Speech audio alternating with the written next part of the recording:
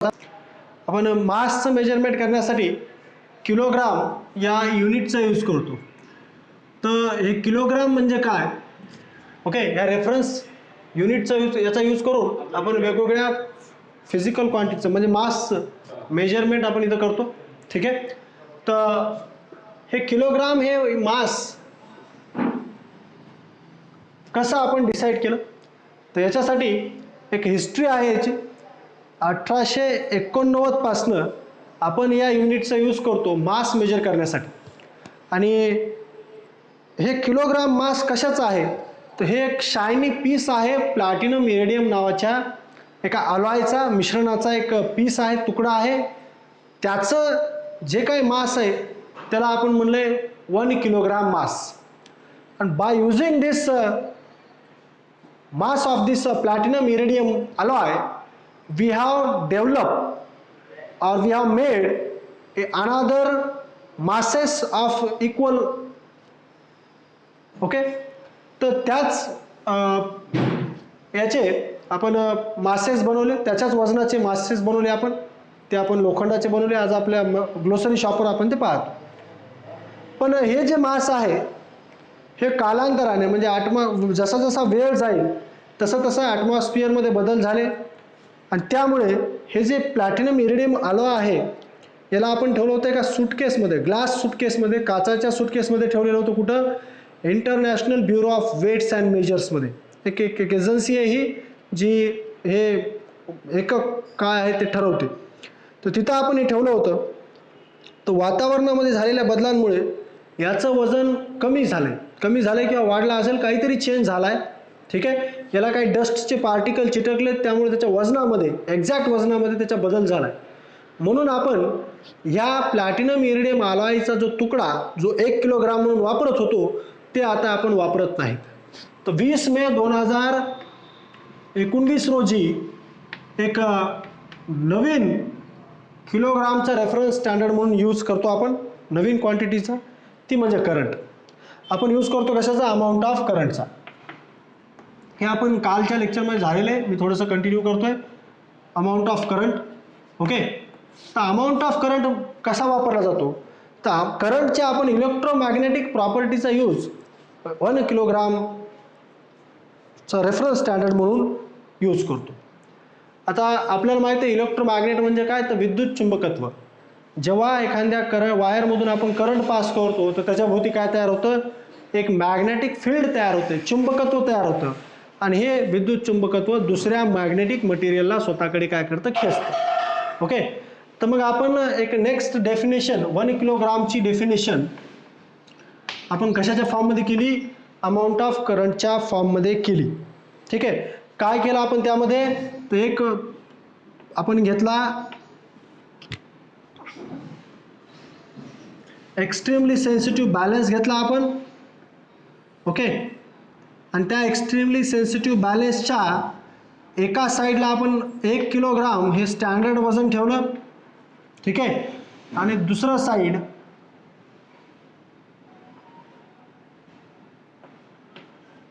ही आपण रिकामी ठेवली. ठीक आहे. आता आपण काय केलं? खाली एक कॉईल घेतली, या दुसऱ्या स्टँडर्डच्या बाजूला एक कॉईल घेतली आणि त्या कॉईलमधून आपण काय पास केला? करंट पास केला. हा करंट आपण मेजर केला बाय युजिंग ॲममीटर. ॲममीटर आपल्याला माहिती आहे करंट मोजण्यासाठी वापरला जातो. तर आपण आता एक करंट पास केला आहे. करंट पास केल्यामुळे याच्याभोवती काय तयार झाली? एक मॅग्नेटिक फील्ड, विद्युत चुंबकत्व याभोवती तयार झालं. आणि हे विद्युत चुंबकत्व या दुसऱ्या साईडला, रिकाम्या साईडला, या बॅलेन्सच्या एक्स्ट्रीमली सेन्सिटिव्ह बॅलेन्सच्या दोन साईड, ही एक साईड आणि ही साईड, तर या साईडला तो काय करतो? मॅग्नेटिक फील्डमुळे तो अट्रॅक्ट केला जातो कशाकडे? कॉईलकडे.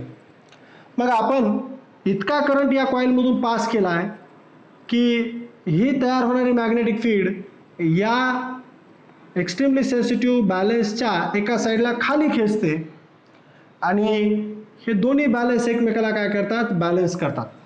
ठीक आहे. हे आणि हे दोन्ही पार्ट एकमेकाला काय करतात? बॅलेन्स करतात. म्हणजे हे 1 किलोग्राम वजन आपण बॅलेन्स केलंय बाय युजिंग करंट.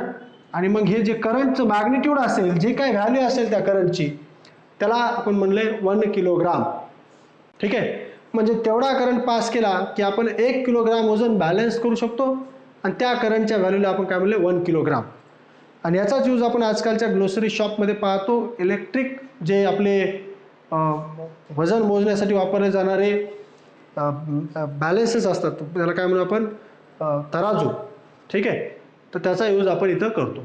ठीक आहे, तर मग 1 किलोग्रामची डेफिनेशन आपण कशी केली, तर amount of current pass through the should be pass through the to be pass through the electromagnet. या इलेक्ट्रोमॅग्नेटमधून आपल्याला इतका करंट पास करावा लागला विच कॅन पुल, जो काय करतोय पुल करतोय म्हणजे खेचतोय. Which can pull one side of, ही एक साइड, या साइडला काय करतोय पुल करतोय, खाली खेचतोय. ऑफ एक्स्ट्रीमली सेन्सिटिव्ह बॅलन्स, हा एक एक्स्ट्रीमली सेन्सिटिव्ह बॅलन्स आहे, तराजू आहे, त्याच्या एक साइडला तो काय करतोय खाली खेचतोय. कशासाठी खाली खेचतोय, to balance the another side, दुसऱ्या साइडला बॅलन्स करण्यासाठी, जिच्यामध्ये काय ठेवले आपण 1 किलोग्राम वजन ठेवले, विच होल्ड्स 1 किलोग्राम वेट. ठीक आहे, तर डेफिनेशन काय केली आपण, amount of current should be pass through the electromagnet. Okay, या इलेक्ट्रोमॅग्नेटमधून आपण एक अमाऊंट ऑफ करंट पास केलाय विच कॅन पुल, जो काय करतोय पुल करतोय one side of extremely sensitive balance, याला नाव दिले आपण एक्स्ट्रीमली सेन्सिटिव्ह बॅलन्स. तर त्याच्या एक साइडला तो खाली खेचतोय to balance the 1 kilogram, to balance the another side, दुसऱ्या साइडला बॅलन्स करण्यासाठी, जिच्यामध्ये काय ठेवले आपण 1 किलोग्राम वजन ठेवले. ओके, तर आपण लास्ट लेक्चरमध्ये डिस्कस केलं होतं. इथपर्यंत सर्वांना लक्षात आहे का? काल आपलं लेक्चर झालं नाही काय कारणास्तव, इथपर्यंत कोणाला काय अडचण होती का? ओके, काय अडचण होती का याच्यामध्ये?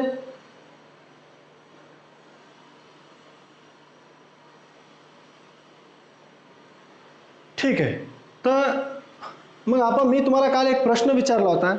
आपण चॅप्टरच्या सुरुवातीला, या चॅप्टरच्या सुरुवातीलाच आपण फिजिक्सचं इंट्रोडक्शन पाहिलं होतं. फिजिक्स काय आहे किंवा फिजिक्सला आपण 2 ब्रांचेसमध्ये रिझॉल्व्ह केलं होतं. एक आहे मायक्रोस्कोपिक फिजिक्स आणि एक आहे macroscopic physics. Macro MA, macro means study of the natural phenomenon, ज्या नॅचरल फेनॉमेनॉन लार्ज स्केलवर होतात, ज्या आपल्याला उघड्या डोळ्यानं पाहता येतात, अशा फेनॉमेनॉन, अशा घटनांची स्टडी ज्या फिजिक्समध्ये केली जाते त्याला म्हणतो आपण मॅक्रोस्कोपिक फिजिक्स. ओके, म्हणजे पृथ्वीच्या सरफेसवर होणारी कोणतीही गोष्ट, समजा ही चॉकपीस खाली पडतोय तर ही नॅचरल फेनॉमेनॉन आहे. हे कशामुळे होतंय, ग्रॅव्हिटीमुळे, आपल्याला आज माहिती आहे. तर ही नॅचरल फेनॉमेनॉन आपण उघड्या डोळ्यानं पाहू शकतो. ओके, बरोबर आहे. तर अशा फेनॉमेनॉनची स्टडी म्हणजे मॅक्रोस्कोपिक फिजिक्स. पण काही फेनॉमेनॉन ज्या आहेत ज्या आपल्याला उघड्या डोळ्यानं पाहता येत नाहीत, जसं की ॲटम पाहू शकत नाही आपण उघड्या डोळ्यानं, किंवा ॲटममध्ये असणारे इलेक्ट्रॉन्स रिव्हॉल्व होतात. तुम्ही कधी पाहिलेत? ॲटममध्ये पॉझिटिव्हली चार्ज न्यूक्लियस असतो, कधी पाहिलाय का? ॲटममध्ये पॉझिटिव्हली चार्ज, न्यूक्लियसच्या आतमध्ये पॉझिटिव्हली चार्ज प्रोटॉन्स असतात, न्यूट्रॉन्स असतात. तुम्ही कधी पाहिले का?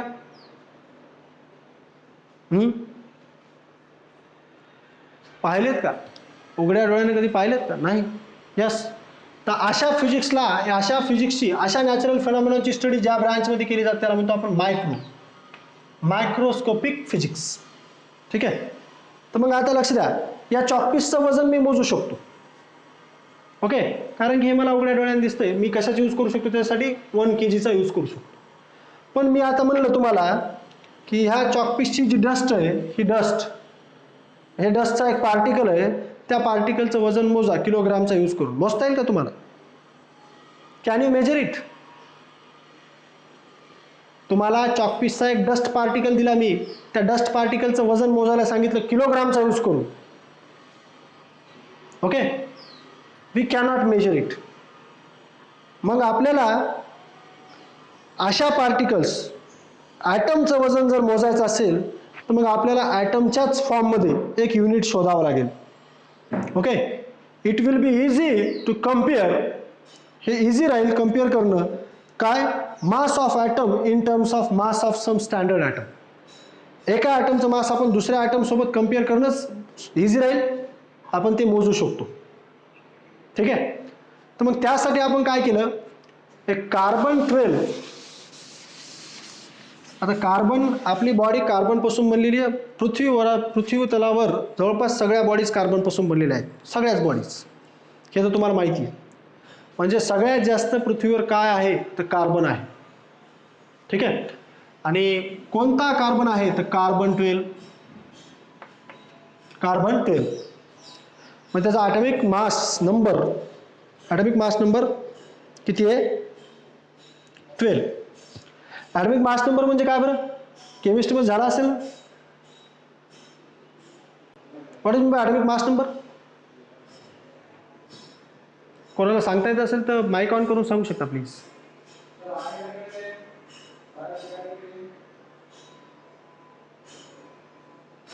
कार्बन ॲटॉमिक मास नंबर म्हणजे काय? तर लक्ष द्या. ठीक आहे, जाऊ द्या, मी सांगतो काय आहे. तर आपल्याला काय करायचं होतं, आपल्याला ॲटमचं मास मोजायचं होतं. ॲटमचं मास खूप ॲटम स्मॉल असल्यामुळं आपण ते किलोग्रामच्या साहाय्यानं मोजू शकत नाही. तर मग आपल्याला एक नवीन युनिट ॲटमचं, म्हणजे मायक्रोस्कोपिक फिजिक्समध्ये असणाऱ्या ज्या वस्तू आहेत, जसं की ॲटम असेल, इलेक्ट्रॉन असेल, प्रोटॉन असेल, न्यूट्रॉन असेल, अशा बॉडीजचं मास मोजण्यासाठी आपल्याला एक नवीन युनिट शोधायचं होतं. आणि त्याच्यासाठी आपण काय केलं, एक ॲटमचाच यूज केला. त्याचा यूज करून आपण दुसऱ्या ॲटमचं मास मेजर करू शकतो. ठीक आहे. तर मग तो ॲटम कोणता होता? कार्बन 12. ओके. हा कार्बन 12च का वापरला? कारण की हा निसर्गामध्ये इझिली अवेलेबल आहे.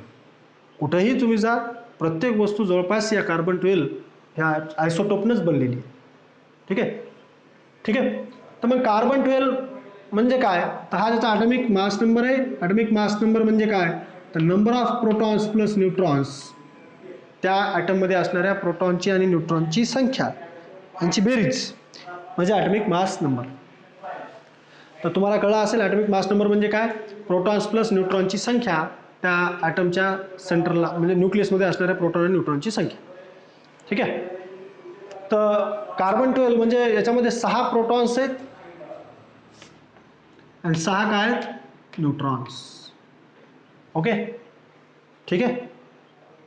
तर मग आपण काय केलं, लक्ष द्या, आपण एक युनिट काढलं 1 AMU. याला म्हणतात ॲटॉमिक. हे ए म्हणजे ॲटॉमिक, हे म्हणजे एम म्हणजे मास आणि यू म्हणजे युनिट. तर हे 1 AMU म्हणजे काय? ह्या 1 AMUचा यूज करतो आपण काय मोजण्यासाठी? ॲटमचं मास मोजण्यासाठी. किलोग्राम आपण वापरू शकत नाहीत, मग कशाचा यूज केला आपण? 1 AMUचा, ॲटमचं मास मोजण्यासाठी. ओके.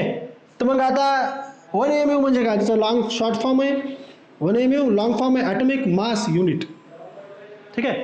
तर 1 AMU ची डेफिनेशन काय? 1 AMU ची डेफिनेशन काय आहे? तर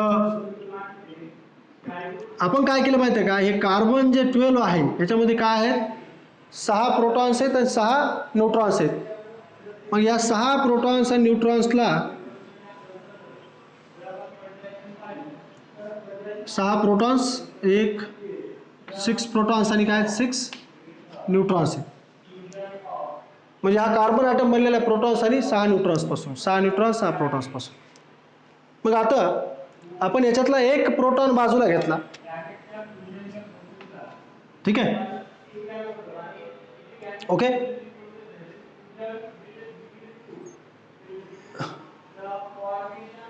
एक मिनिट. ओके. आपण काय करू माहिती आहे का? प्रोटॉनचं जे मास आहे त्याला आपण किती भागामध्ये डिवाइड करतो? 12 भागामध्ये. कारण की याच्यामध्ये किती प्रोटॉन्स आहेत? 6 प्रोटॉन्स आहेत आणि 6 न्यूट्रॉन्स आहेत. ओके. तर 1 AMU म्हणजे काय? तर 1 AMU म्हणजे 1/12. म्हणजे आपण या कार्बन 12ला, हे जे कार्बन 12 आहे त्याला किती भागामध्ये डिवाइड केले? इक्वल 12 भागामध्ये डिवाइड केले. या कार्बन 12ला आपण इक्वल 12 भागामध्ये डिवाइड केले. तर त्याच्यापैकी एक पार्ट, आणि तो एक पार्ट म्हणजे काय? तर 1 AMU, एका पार्टचं वजन. म्हणजे याच्यामध्ये 6 प्रोटॉन्स आहेत, 6 न्यूट्रॉन्स आहेत. सर्व प्रोटॉन्स आणि न्यूट्रॉन्स आपण सेपरेट केले. ओके. किंवा आपण असं म्हणू शकतो, या कार्बन 12चं जे काय मास आहे, या कार्बन 12च्या मासला आपण डिवाइड केलं कशानं? 12ने डिवाइड केलं. आणि मग आपल्याला काय मिळेल? तर एका भागाचं 12 भाग आहेत ना त्याच्यात, तर एका भागाचं आपल्याला ॲव्हरेज वजन मिळेल आणि त्या वजनाला आपण म्हणले 1 AMU. ठीक आहे. जसं आपण 1 सेकंद म्हणजे काय, 1 सेकंद म्हणजे मिनिटाला किती भागामध्ये डिव्हाइड करतो आपण, 60 भागामध्ये डिव्हाइड करतो. ठीक आहे. मिनिटाला आपण, एका मिनिटाला आपण काय केले, 60 भागामध्ये डिव्हाइड केले, त्याला काय म्हणतो आपण, सेकंद. तर 1 सेकंद म्हणजे काय, 1 सेकंद म्हणजे आपण 1 डिवायडेड बाय 60 मिनिट, म्हणजे एका मिनिटाला 60 ने डिव्हाइड केलं तर आपल्याला काय मिळेल, एका सेकंदाची व्हॅल्यू. तसंच आपण इथं काय केलं, कार्बन 12चं जे काय मास आहे त्याच्या मासला आपण 12 डिवाइड केलं आणि आपल्याला मग त्या 12 पैकी एकाचं ॲव्हरेज मास मिळालं आणि ते मास किती येतं, तर 1.660452 आय थिंक. याच्यामध्ये काही चेंज आहे का एकदा पाहून घ्या व्हॅल्यूमध्ये. इतकीच आहे आणि 402 आहे, 4502 सॉरी 4502 इंटू 10⁻⁻27 kg. म्हणजे आपण कार्बन 12च्या मासला 12 ने डिव्हाइड केलं तर आपल्याला त्यापैकी ह्या प्रोटॉन आणि न्यूट्रॉनचं एक ॲव्हरेज मास मिळेल. एका प्रोटॉनचं किंवा एका न्यूट्रॉनचं मास मिळेल ते किती असतं, 1.660452 इंटू 10⁻⁻27 वजा 27, 10⁻⁻27 इतकं मिळेल. आणि हे जे मास आहे किलोग्राममध्ये त्यालाच काय म्हणलं आपण, 1 AMU. ठीक आहे. तर 1 AMU ची डेफिनेशन काय, 1/12 म्हणजे काय, तर 1 divided by 12. Okay. 1/12 mass of unexcited atom of carbon 12. हा जो कार्बन 12चा जो ॲटम आहे त्याच्या मासला आपण 12 इक्वल भागामध्ये डिव्हाइड केलं, पण त्याच्या मासला आपण 12 ने डिव्हाइड केलं तर आपल्याला एक मास मिळेल. ते मास म्हणजे काय, तर 1 AMU. आणि ह्या 1 AMUचा यूज आपण कशासाठी करतो, ॲटमचं मास मोजण्यासाठी करतो. तर 1 AMU ची डेफिनेशन करूया. 1 AMU is what, 1 AMU is 1/12. आपण ह्या 1 डिवायडेड बाय 12 म्हणजे 1/12. एकला म्हणजे कार्बन 12 हा एक ॲटम आहे, याला आपण किती डिव्हाइड करतोय, 12 ने डिव्हाइड करतोय. ठीक आहे. तर 1/12 मास ऑफ अनएक्साइटेड कार्बन 12. या कार्बन 12 जर अनएक्साइटेड स्टेटमध्ये असेल तर त्याला जर आपण 12 ने डिव्हाइड केलं तर आपल्याला एक मास मिळतं, म्हणजे त्यापैकी एका प्रोटॉनचं किंवा न्यूट्रॉनचं ॲव्हरेज मास मिळतं. आणि ते ॲव्हरेज मास किती असतं, तर 1.660402 इंटू 10⁻⁻27 kg. हे जे काय मास आहे ह्या मासला आपण म्हणले 1 AMU. ठीक आहे. त्या डेफिनेशनमध्ये कोणाला काय अडचण आहे. आणि ॲटमचं मास आपण या AMU मध्ये मोजतो. तर ॲटमिक मास युनिट म्हणजे काय, तर 1/12 mass of unexcited carbon 12 item. ठीक आहे. या कार्बन 12 ॲटमचा 12वा भाग, 12व्या भागाचा मास, 12व्या भागाचा मास म्हणजे 1 AMU. ठीक आहे. कोणाला काय अडचण यात, समजले सर्वांना. Okay okay. चला, कार्बन 12 म्हणजे AMU ची डेफिनेशन कळली. लक्षात द्या, 2 डेफिनेशन झाले आपल्या आता इथे. अमाऊंट ऑफ करंटची डेफिनेशन किलोग्रामच्या फॉर्ममध्ये केली आपण. अमाऊंट ऑफ काय, kilogram. Amount of current should be passed through the electromagnet so that it can pull one side of extremely sensitive balance to balance the other side which hold, जिनं किती hold केले, standard 1 kilogram weight. 1 AMU ची definition काय, तर 1 AMU is the 1/12 mass of unexcited carbon 12 atom. Unexcited carbon 12 ॲटमला, ॲटमच्या मासला जर 12 ने भागितलं आपल्याला तर आपल्याला काय मिळेल, एक ॲव्हरेज मास मिळेल त्याच्या प्रोटॉनचं किंवा न्यूट्रॉनचं. आणि ते मास म्हणजेच काय, 1 AMU. कारण की कार्बन कशापासून बनलेला आहे, 6 प्रोटॉन आणि 6 न्यूट्रॉन्सपासून. त्याला आपण 12 ने डिवाइड केलं तर आपल्याला काय मिळेल, एक ॲव्हरेज मास प्रोटॉनचं किंवा न्यूट्रॉनचं. ठीक आहे. तर ते जे मास आहे त्यालाच आपण म्हणतो 1 AMU. 1 AMU ची व्हॅल्यू किती आहे, तर 1.66044502 इंटू 10⁻⁻27 kg किलोग्राममध्ये. तर स्टँडर्ड तुमच्या आता लक्षात आला असेल. 1 AMU म्हणजे काय, तर 1 AMU म्हणजे 1/12 मास ऑफ अनएक्सायटेड कार्बन 12 ॲटम, आणि याची व्हॅल्यू किती आहे किलोग्राममध्ये, त्याची व्हॅल्यू किलोग्राममध्ये 1.66045002 इंटू 10⁻⁻27 kg. ओके, या दोन्ही डेफिनेशन समजल्यात, आपल्याला पुढे जाता येईल.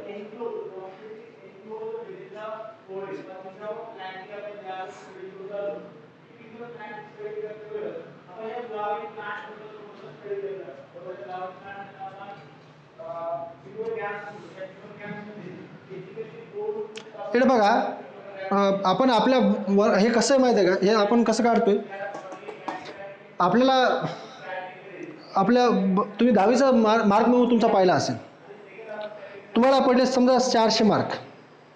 किती पडले? 400. ओके, ॲव्हरेज कसं काढता तुम्ही? 400 भागिले नंबर ऑफ सब्जेक्ट्स. तर ॲव्हरेज तुम्ही असं करता, ठीक आहे, 400 डिवायडेड बाय 6 सब्जेक्ट आहेत तुम्हाला, तर 6ने डिवाइड करता तुम्ही. ओके, पण तुम्ही ॲव्हरेज निघतो तुमचं, किती निघेल ॲव्हरेज? 400 भागिले 6 किती येईल?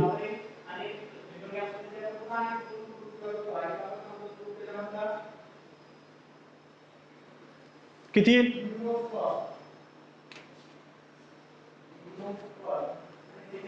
400 भागिले 6 ॲव्हरेज किती?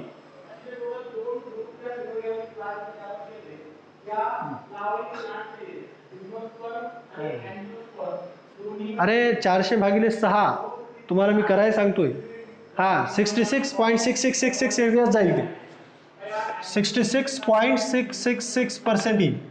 याचा अर्थ काय? याचा अर्थ तुम्हाला एका विषयाला किती मार्क पडेल? 66.66 इतके मार्क पडेल. तर सगळ्या 6 विषयाची जर इतके प्रत्येक विषयाला तुम्हाला इतके मार्क पडले ॲव्हरेज, 6 विषयाची बेरीज केली तर ती किती येईल? 400. ठीक आहे, म्हणजे आपण काय करतोय, एक ॲव्हरेज काढतोय तुमच्या एका विषयाला किती मार्क पडेल. खरं तर तुम्हाला एका विषयाला मार्क वेगवेगळे असतात. हे म्हणजे काय, तर तुम्हाला त्या वर्षामध्ये तुम्हाला एखाद्या विषयाला पडलेले ॲव्हरेज मार्क किती येतात. पण ॲक्च्युली तसं नसते, काही विषयाला जास्त असतात, काही विषयाला कमी असतात. पण ॲव्हरेज म्हणजे काय? ॲव्हरेज म्हणजे तुमच्या एका विषयाला पडलेले मार्क.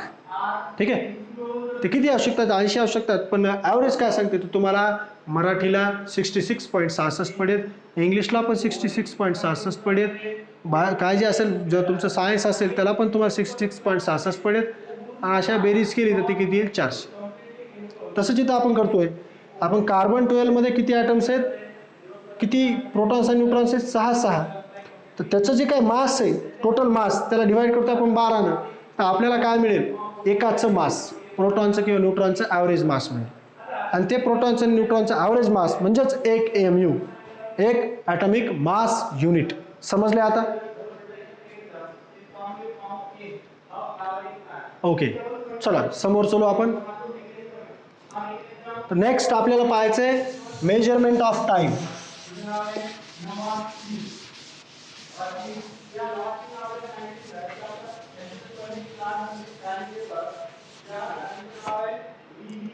Measurement of time.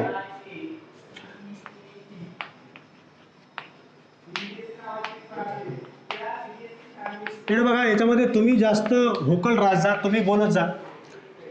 मला सांगा, आपण टाइम कशामध्ये मोजतो? टाइमचं युनिट काय? पटकन मी विचारलं की लगेच मेसेज टाईप करायचा. सेकंद, बरोबर आहे. ठीक आहे, मग हे सेकंड युनिट आपण कसं शोधलं?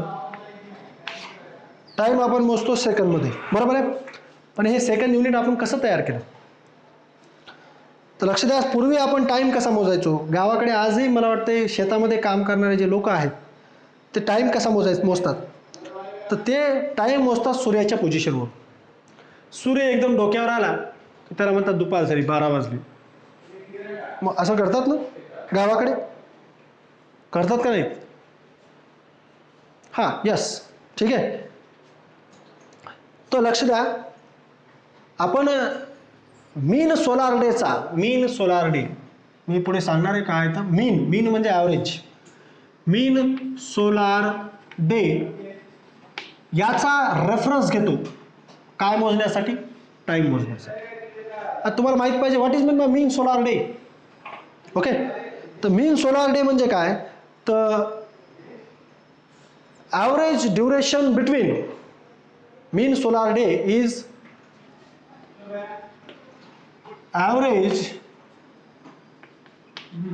Duration between 1 noon to the next noon. हे नून काय, नून म्हणजे काय, तुम्ही म्हणता ना आफ्टरनून म्हणजे काय, 12 वाजले काय म्हणता तुम्ही, 12च्या नंतर आफ्टरनून, आणि 12च्या अगोदर काय म्हणता, पहाट नाही जाधव, पहाट नाही. नून म्हणजे दुपार, इट्स अ मॉर्निंग. यस, आपण सकाळी म्हणतो मॉर्निंग, आणि 12च्या नंतर काय म्हणतो आपण, आफ्टरनून. आफ्टरनून म्हणजे नूनच्या नंतर, म्हणजे 12च्या नंतर म्हणजे दुपार. ठीक आहे. म्हणजे average duration of time between, sorry इथं टाइम आहे, average duration of time between 1 noon to the next noon. आज दुपारपासून उद्या दुपारपर्यंतचा ॲव्हरेज टाइम म्हणजे 1 मीन सोलार डे. मग हा जो ड्युरेशन आहे, हा जो टाइम ड्युरेशन आहे, आपण सुरुवातीला किती भागामध्ये डिवाइड केला, 24. आज दुपारपासून उद्या दुपारपर्यंत average duration of time between 1 noon to the next noon. Okay. तर त्या ड्युरेशनला आपण काय म्हणतो, मीन सोलार डे. मग या मीन सोलार डेला आपण किती भागामध्ये डिवाइड केलं, तर मीन सोलार डेला आपण अगोदर किती भागामध्ये डिवाइड केलं, 24. या मीन सोलार डे जे ड्युरेशन आहे, जे काय वेळ आहे, त्याला आपण डिवाइड केलं किती भागामध्ये, 24 भागामध्ये, आणि त्याला म्हणलं आपण 1 आवर. त्याच्यापैकी एकाला काय म्हणलं आपण, 1 आवर. एका 24 भागामध्ये इक्वल भागामध्ये डिवाइड केलं आपण मीन सोलार डेच्या ड्युरेशनला, तर जी काय व्हॅल्यू येईल त्याला काय म्हणलं आपण, 1 आवर. ठीक आहे. आणि मग नंतर त्या 1 आवरला आपण डिवाइड केलं किती भागामध्ये, 60 भागामध्ये. 1 आवरला डिवाइड केलं आपण 60 भागामध्ये, तर आपल्याला काय मिळालं, 1 मिनिट. लक्ष द्या, मीन सोलार डेला आपण डिवाइड केलं 24 भागामध्ये, त्याच्यापैकी 1 भाग म्हणजे 1 आवर म्हणलं आपण, बरोबर आहे. आणि नंतर 1 आवरला आपण पुन्हा डिवाइड केलं 60 इक्वल भागामध्ये, त्याच्यापैकी 1 भाग म्हणजे काय, 1 मिनिट. आणि 1 मिनिटला पुन्हा डिवाइड केलं आपण किती भागामध्ये, इक्वल 60 भागामध्ये, म्हणजे 1 मिनिटला डिवाइड केलं मी 60 तर मला कशाची व्हॅल्यू मिळेल, 1 सेकंदची. त्याला म्हणलं आपण 1 सेकंद. तर अशा पद्धतीने आपण सेकंद हे युनिट शोधून काढ. आपण कशाचं ड्युरेशन घेतला सुरुवातीला, मीन सोलार डेचा. मीन सोलार डेला आपण किती भागामध्ये डिवाइड केलं, इक्वल 24. ओके. त्यापैकी एकाला काय म्हणलं आपण, 1 हवर, 1 तास म्हणलं आपण. आणि नंतर ह्या 1 तासाला आपण डिवाइड केलं इक्वली 60 भागामध्ये, तर त्याच्यापैकी एका भागाला आपण म्हणलं 1 मिनिट. आणि ह्या 1 मिनिटाला आपण पुन्हा डिवाइड केलं 60 भागामध्ये, त्याला म्हणलं आपण 1 सेकंद. तर 1 सेकंदची डेफिनेशन कळली कशी आली, तर कशाचा यूज केला आपण हे काढण्यासाठी, मीन सोलार डेचा. मीन सोलार डे म्हणजे काय, तर average duration of time between 1 noon to the next noon. आज दुपारपासून म्हणजे आज दुपारी 12 पासून उद्या दुपारी 12 पर्यंतचा ॲव्हरेज ड्युरेशन ऑफ टाइम, त्याला म्हणलं आपण mean solar day. This mean solar day is divide into 24 equal parts. 24 equal भागामध्ये याला डिवाइड केलं आपण, आणि त्याच्यापैकी एका भागाला म्हणलं आपण 1 तास. नंतर या 1 तासाला आपण डिवाइड केलं 60 इक्वल भागामध्ये, त्याच्यापैकी एकाला म्हणलं आपण 1 मिनिट. आणि ह्या 1 मिनिटाला पुन्हा आपण 60 भागामध्ये डिवाइड केलं, तर त्याच्यापैकी एकाला म्हणलं आपण 1 सेकंद. समजलं याच्यामध्ये कोणाला काय अडचण आहे?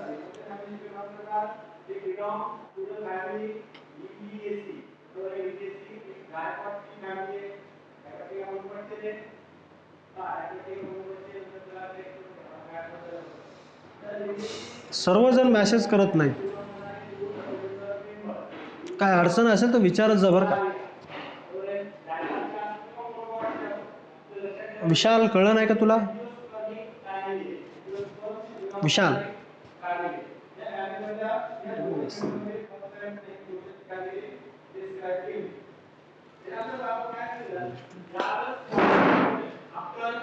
ओके. आता मला सांगा, हे जे मीन सोलार डे आहे, हा मीन सोलार डेचा टाइम ड्युरेशन डिपेंड कशावर आहे? कशावर डिपेंड आहे? हे डिपेंड आहे पृथ्वीच्या स्वतःभोवती फिरण्याच्या स्पीडवर. आपल्याला माहिती आहे पृथ्वी परिभ्रमण आणि परिवलन दोन्ही करते ना. पृथ्वी स्वतःभोवती फिरते हे तर माहिती आहे ना आपल्याला. ओके. पृथ्वीला स्वतःभोवती एक रोटेशन कंप्लीट करायला किती वेळ लागतो आपल्याला माहिती आहे, 24 आवर्स. म्हणजे त्यालाच काय म्हणतो आपण? Mean solar day. ठीक आहे. म्हणजे मीन सोलार डे हा डिपेंड कशावर आहे? पृथ्वीच्या रोटेशनच्या स्पीडवर. बरोबर आहे. पृथ्वीला स्वतःभोवती कंप्लीट एक रोटेशन कंप्लीट करायला किती लागतात? 24 तास. म्हणजेच काय? मीन सोलार डे. Okay okay. तर मग आता 24 तास लागतात आणि मग हे 24 तास हे डिपेंड कशावर आहेत? पृथ्वीच्या रोटेशन स्पीडवर. जर पृथ्वी लवकर लवकर फिरायला लागली तर टाइम कमी लागेल का जास्त लागेल? सांगा मला. पृथ्वी जर लवकर फिरायला लागली तर टाइम कमी लागेल का जास्त लागेल? हा, कमी लागेल. म्हणजे एक रोटेशन कंप्लीट करायला 24 तास लागतात, तर आपला दिवसाचा वेळ काय होईल? कमी होईल. बरोबर.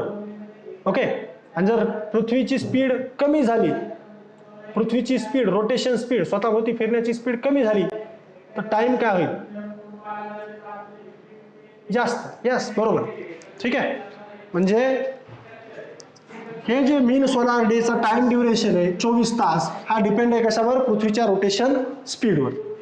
तर लक्ष द्या, कालांतराने काही थेरीज अशा सांगतात की पृथ्वीची जी रोटेशन स्पीड आहे ती कमी व्हायली. ओके, कळले?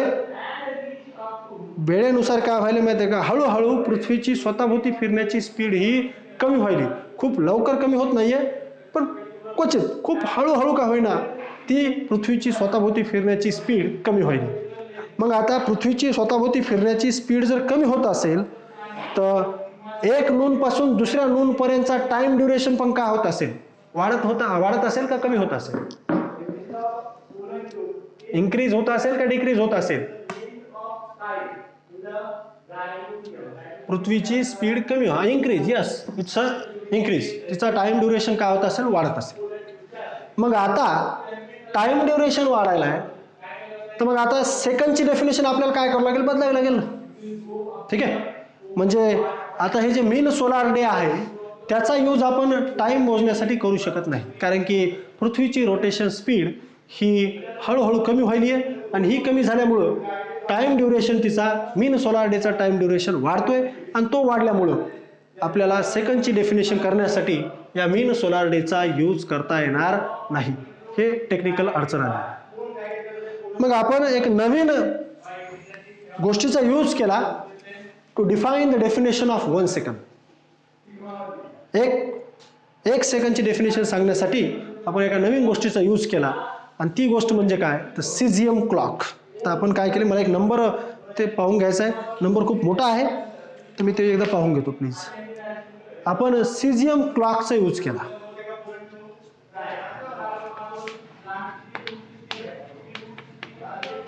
ओके. आता लक्ष द्या, नवीन डेफिनेशन आपण कशाच्या फॉर्ममध्ये करण्यात आता? सीझियम क्लॉकचा. म्हणजे सीझियम काय आहे? सीझियम एक रेडिओ ऍक्टिव्ह ॲटम आहे. ओके. आता तुम्हाला 10वी पर्यंत हे माहीतच असेल, radioactive substance, radioactive किरणोत्सारी पदार्थ ना ऐकले एक नाव कधी? रेडिओ ऍक्टिव्ह सबस्टन्स किंवा किरणोत्सारी पदार्थ नाव ऐकले का? ओके ओके, चला. तर हे जे रेडिओ ऍक्टिव्ह सबस्टन्स असतात हे कंटिन्युअसली काय करतात माहिती आहे का? त्यांचे अल्फा बीटा गामा पार्टिकल बाहेर टाकतात. अल्फा बीटा गामा पार्टिकल बाहेर टाकतात. त्याला म्हणतो आपण रेडिओ ऍक्टिव्ह डिसइंटिग्रेशन. ठीक आहे. त्याला इंग्लिशमध्ये म्हणतात, मराठीमध्ये काय म्हणतात मला एवढं डिटेलमध्ये माहीत नाही आहे, पण मी ते सांगतो. त्याला म्हणतात रेडिओ ऍक्टिव्ह डिसइंटिग्रेशन. तर त्याच्यातून अल्फा बीटा गामा पार्टिकल बाहेर पडतात. हे कशामुळे असतं? तर हे त्या ॲटमच्या अनस्टेबल न्यूक्लियसमुळे होतं. ओके. तो स्टेबल होण्यासाठी कंटिन्युअस व्हायब्रेशन करतो आणि ते व्हायब्रेशन होते वेळेस अल्फा बीटा गामा पार्टिकल्स त्याच्यातून बाहेर पडतात. ठीक आहे, म्हणजे लक्ष द्या, सिजियम ॲटममध्ये काय होतात, व्हायब्रेशन्स होत असतात, कंटिन्युअसली व्हायब्रेशन्स होत असतात जेव्हा तो ट्रान्झिशन करतो एका स्टेटमधून दुसऱ्या स्टेटमध्ये. आता हे स्टेट काय, ट्रान्झिशन काय, हे भविष्यात आपल्याला डिटेलमध्ये शिकायचं आहे, सध्या फक्त ऐका तुम्ही. ठीक आहे, तर जेव्हा हा सिजियम ॲटम हा अनस्टेबल न्यूक्लियस असतो याचा, त्याच्यामध्ये नेहमी व्हायब्रेशन्स होत असतात, त्याच्यातून नेहमी अल्फा बीटा गामा पार्टिकल्स बाहेर पडत असतात.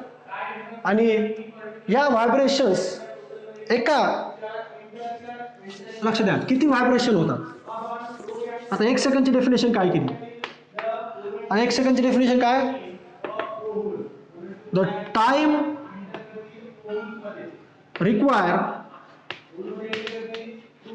require to complete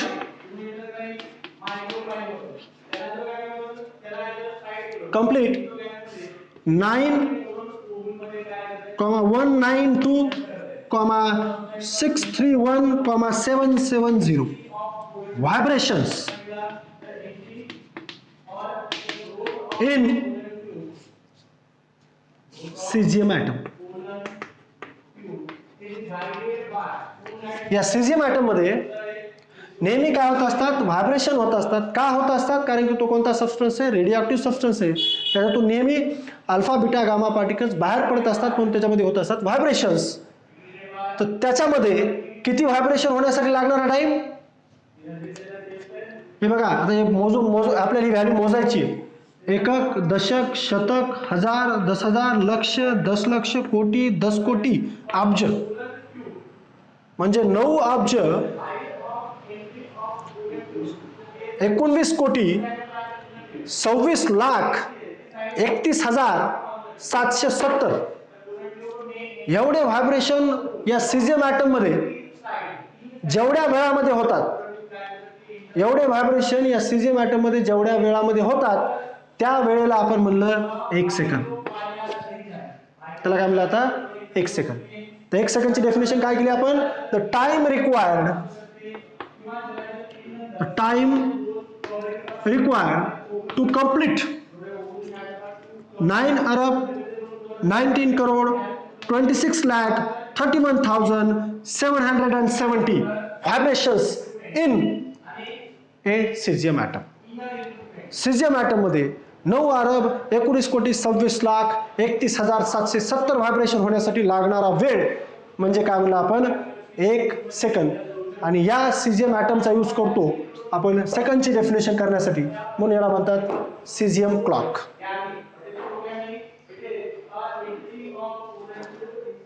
कळलंय का?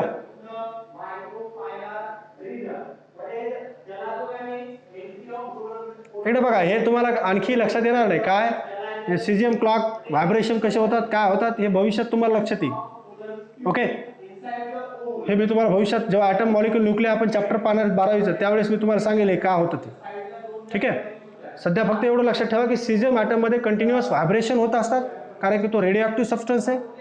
आणि 9,19,26,31,770 व्हायब्रेशन होण्यासाठी लागणारा टाइम म्हणजे 1 सेकंद. ही नवीन डेफिनेशन आपण तयार केली 1 सेकंदची. ठीक आहे, किती व्हायब्रेशन्स, 9,19,26,31,770 व्हायब्रेशन्स. एवढे व्हायब्रेशन होण्यासाठी लागणारा टाइम म्हणजे 1 सेकंद.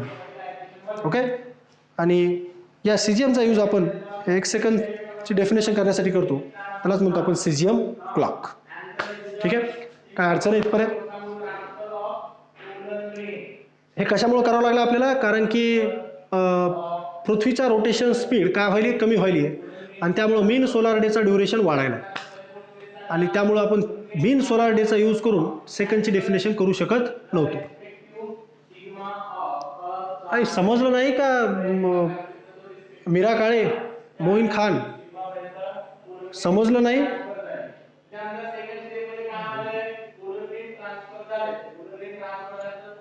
नाही समजलं?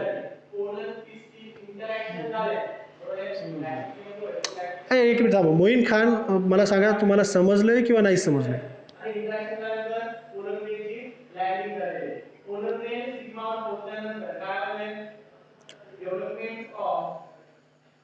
ठीक आहे. मग ते तुमचं काय कळून गेलं ना, नोप नोप म्हणून लागलं त्यामुळे लक्षात नाही आलं मला. ठीक आहे. तर इकडे बघा, पृथ्वीला स्वतःभोवती कंप्लीट करायला 24 तास लागतात आपल्याला हे माहिती आहे, पण पृथ्वीची रोटेशन स्पीडवर त्याचा टाइम ड्युरेशन डिपेंड आहे. पृथ्वीची रोटेशन स्पीड हा कालांतराने असं लक्षात आलं की हळूहळू कमी व्हायली आणि कमी होत असल्यामुळं मीन सोलार डेचा टाइम पिरियड वाढायला आहे. म्हणजे तो 24 तासाच्या ऐवजी होईल 25, 26 असा होईल. आणि मग आपल्याला एका सेकंडची डेफिनेशन त्या मीन सोलार डेच्या फॉर्ममध्ये करता येणार नाही. म्हणून आपण एक नवीन क्लॉक यूज केली, तिला म्हणलं आपण सीजियम क्लॉक. सीजियम क्लॉकच काय यूज केली, तर सीजियम हा एक रेडिओ ॲक्टिव्ह सबस्टन्स आहे, त्यामध्ये कंटिन्युअस व्हायब्रेशन्स होत राहतात. ओके. आणि त्या सीजियम ॲटममध्ये आपण ते सीजियम ॲटमचे व्हायब्रेशन मोजले तर 9,19,26,31,770 व्हायब्रेशन होण्यासाठी लागणारा वेळ म्हणजे त्याला म्हणलं आपण 1 सेकंद. ओके. तर याचा यूज आता आपण करतो 1 सेकंदची डेफिनेशन करण्यासाठी सीजियम क्लॉकचा. ठीक आहे. तर उद्याच्या लेक्चरमध्ये आपण डायमेन्शन्सला सुरुवात करणार आहेत. ठीक आहे. उद्याच्या लेक्चरमध्ये आपण डायमेन्शन्सला सुरुवात करणार आहेत. डायमेन्शन हे खूप महत्त्वाचा भाग आहे. ठीक आहे. हा जर समजला तर तुम्हाला बरेचसे नीट JEE प्रॉब्लेम सॉल्व्ह करण्यासाठी हेल्प होईल. त्यामुळं याचे डायमेन्शन्स म्हणजे काय उद्या पाहू आपण, आणि त्यानंतर त्याचे युजेस काय काय आहेत, त्याचं युजेसवरच आपल्याला नीट JEEला क्वेश्चन्स विचारले जातात. ठीक आहे. 4-4 मार्काला. तर हा जो भाग आहे उद्याचा तो नीट JEEच्या पॉईंट ऑफ व्ह्यूनं खूप महत्त्वाचा आहे. यावर बरेचसे क्वेश्चन्स तुम्हाला नीट JEEला विचारले जातात. ठीक आहे. तर एक एक पोर्शन, एक एक ॲप्लिकेशन आपण प्रत्येक व्यवस्थित शिकू. तुम्हाला लक्षात येतील कसे प्रॉब्लेम सॉल्व्ह करायचे आणि कसं नीट JEEचे प्रॉब्लेम सॉल्व्ह करायचे. ठीक आहे. आज आपण इथंच थांबू. सर्वजण लेफ्ट व्हा प्लीज.